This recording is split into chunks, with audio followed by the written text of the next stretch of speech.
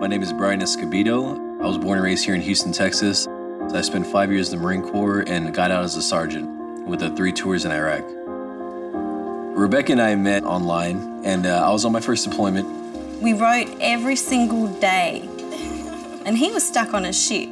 He would have to wait in line for like an hour just to write to me for 5 minutes. She really is my best friend in the world, and she knew me when I went through my hardest time, and she stood by my side. Thank you, Lord, for this delicious breakfast that we're about to have, and let us have a wonderful day. Amen. Amen. I wanted to be in the military since I was a kid. This is the first episode of G.I. Joe. I wanted to do that, you know. That's what I wanted. Brian is my baby. He's my son. He was happy and free-spirited. When I first met him, he was a different Brian to the one I know now. Everybody knew me as just the happiest dude. Even in the Marine Corps, I was always like, you know, the funny dude making everybody laugh. But there was a time where there was just no laughing.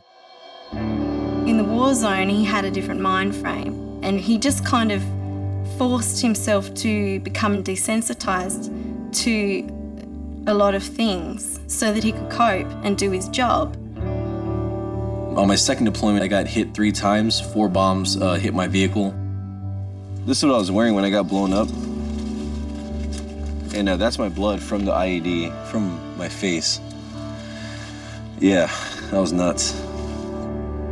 In order for me to survive in that environment under those extreme emotional conditions where I was just living in fear, living with anxiety, I had to go emotionally numb. Unfortunately, when he returned, it all kind of came out and was on top of him. I didn't realize how messed up I was until I got back to America. I started having pretty horrible nightmares, and that I couldn't focus on anything. I was having constant flashbacks. The whole time I was awake, I was miserable. I was angry. I found that we were fighting more, and I was thinking, you know, we don't get to see each other often. Why are we fighting? I couldn't feel any excitement about life. Nothing. I stopped listening to music. I stopped talking so much to my friends. I isolated myself. I would just stay in my room all day and just drink and drink and drink and drink, and I didn't know why.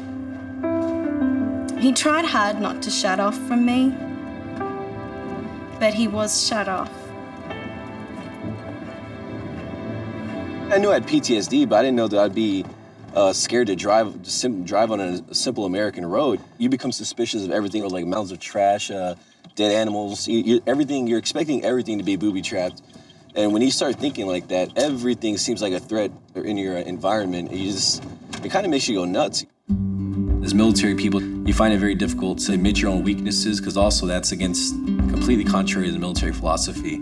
So when you have PTSD or you have anything like that or any sort of emotional stress, you just suck it up. I didn't know about PTSD, so it never even occurred to me, you know, that there was something, you know, affecting him that was out of his control. Rebecca encouraged me to get help. My brother encouraged me to get help. He had been to war already, so he could recognize all the stuff that he went through. What's happening, man? What's up, big dog? I actually moved in with my brother when I got back from the Marine Corps, and he understood me very well, and he was very patient with me. I was isolating myself and all the typical things that people with PTSD do, and you know, he helped me out. I didn't want my mom to see, you know, how different her sons have become throughout the years. It was, you know, she worries enough, and she has, you know, an image of what we were, and I didn't want her to see one of us freak out, you know, just have a PTSD McGee moment, you know, because it happens. There's a sadness there. There's something that was lost, but what I have is a hope that somehow it'll get better. I've been to one-on-one psychologists at the VA. I've been to multiple different forms of therapy. You have to surround yourself with good people that want to see you do better, and you have to take advantage of the programs they have at the VA or the nonprofit organizations that are there to help veterans out. How you doing? Good to see you, man. There is so much more help and understanding than you'd even realize, but you have to get off your butt and you have to go and seek it. I forgot that there was good in the world. And every time I saw Rebecca, it brought it back. It was like, oh, this is the reason I'm gonna live. This is the reason that I shouldn't do anything crazy to myself. It just starts with saying, you know what, I wanna fix this. takes a lot of courage to go against that military training that you have, to admit that there's something that's broken inside you need to fix it. That's the very first step.